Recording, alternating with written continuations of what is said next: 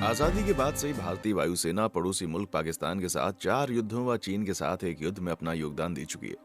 अब तक इसने कई बड़े मिशनों को अंजाम दिया है, जिनमें ऑपरेशन विजय, गोवा का अधिग्रहण, ऑपरेशन मेघदूत, ऑपरेशन कैक्टस व ऑपरेशन पुमलाई शामिल हैं।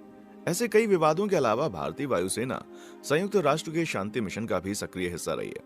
आपको बता दें, भारत के राष्ट्रपति भारतीय वायुसेना के कमांडर इन चीफ के रूप में कार्य करते हैं। वायुसेना अध्यक्ष एयर चीफ मार्शल एसीएम एक 4 सितारा कमांडर हैं और एक वायुसेना का नेतृत्व करते हैं।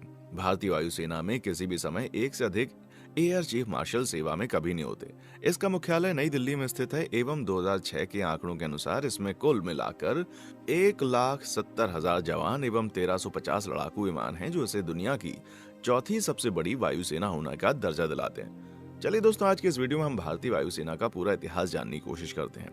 भारतीय वायुसेना का गठन ब्रिटिश कॉलोनी भारत में रॉयल एयरफोर्स के एक सहायक हवाई दल के रूप में किया गया। भारतीय वायुसेना अधिनियम 1932 को उसी वर्ष 8 अक्टूबर से लागू किया गया, जिसके तहत भारतीय वायुसेना द्वारा रॉयल एयरफोर्स के वर्दी, बैज और प्रतीक चिन्ह अपनाए गए।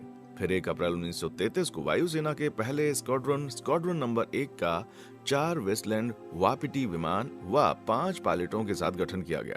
भारतीय पायलटों का नेतृत्व फ्लाइट लेफ्टिनेंट सेसिल बाउशर के अंतर्गत सौंपा गया। शुरुआत में वायुसेना की केवल 2 शाखाएं थीं, ग्राउंड ड्यूटी व रसद शाखा।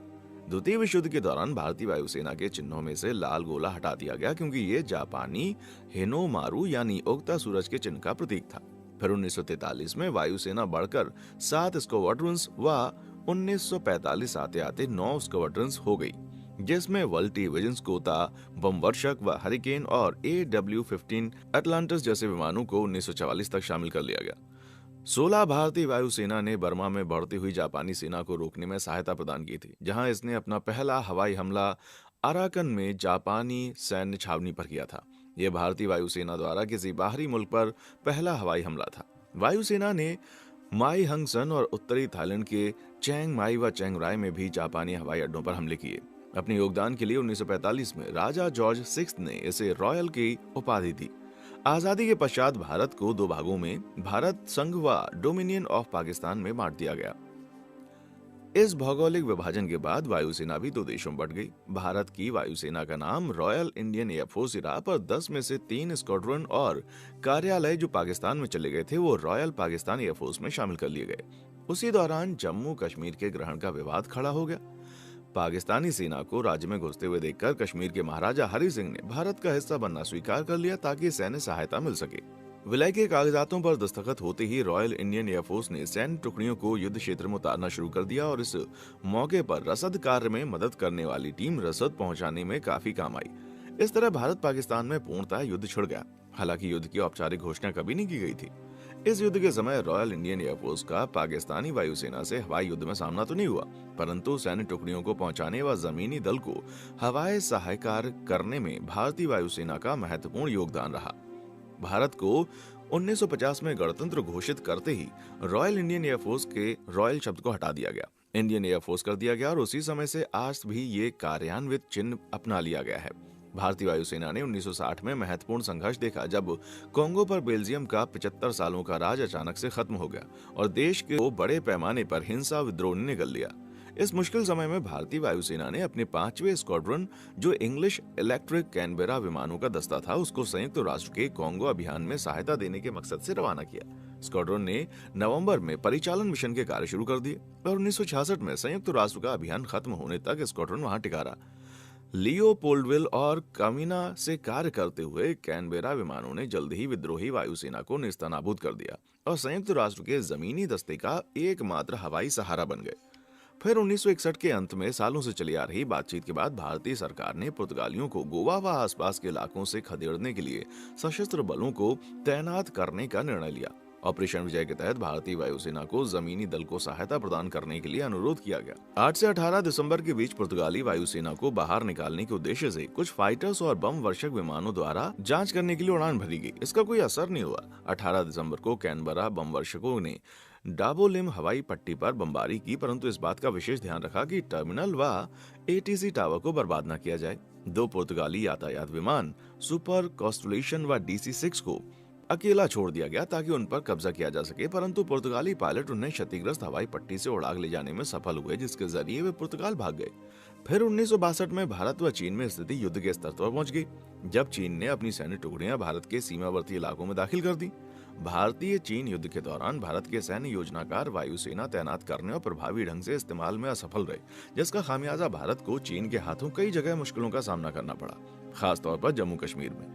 भारत चीन युद्ध के 3 साल बाद 1965 में कश्मीर को लेकर भारत पाकिस्तान में द्वितीय युद्ध छिड़ गया। चीन से युद्ध का सबक लेते हुए इस बार भारत ने अपनी वायुसेना का युद्ध के दौरान बड़े पैमाने पर इस्तेमाल किया। ये पहली बार था जब भारतीय वायुसेना ने दुश्मन वायुसेना के सामने भिड़ंत की। इस बार थल सेना को मदद करने के बजाय वायुसेना ने पाकिस्तानी वायुसेना के हवाई अड्डों पर स्वतंत्र हमले किए। ये अड्डे पाकिस्तानी सीमा के काफी अंदर थे, जिससे भारतीय वायुसेना के विमानों को पाकिस्तानी वायुयान विध्वंसी गोलाबारी से काफी खतरा था।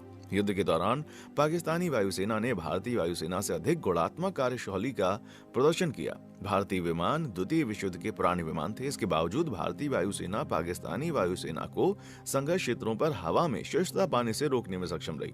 युद्ध समाप्ति पर पाकिस्तान ने 113 भारतीय विमान मार गिराने का दावा किया, जबकि भारत केवल 73 पाकिस्तानी विमान गिरा पाया।